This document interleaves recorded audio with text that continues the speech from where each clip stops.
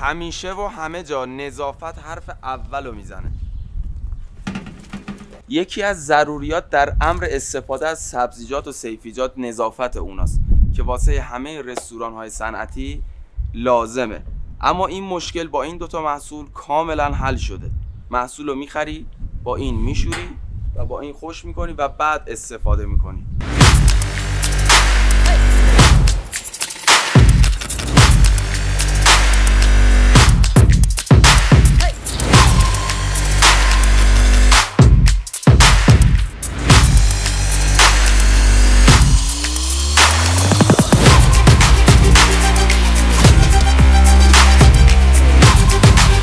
بریم واسه خوش کردنش با دستگاه کاهو خشک‌کن صنعتی استوانه‌ای.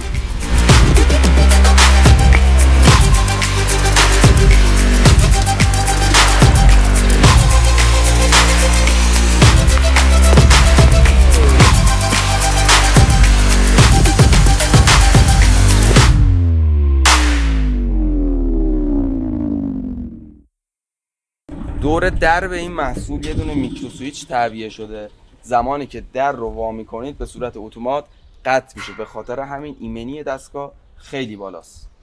و چه تمایز این کاهو خشک‌کن با محصولای دیگه اینی که سبد داخلش جدا میشه، هم نظافتش هم استفاده هم تخلیهش خیلی راحت تره. بریم واسه میوه شستن.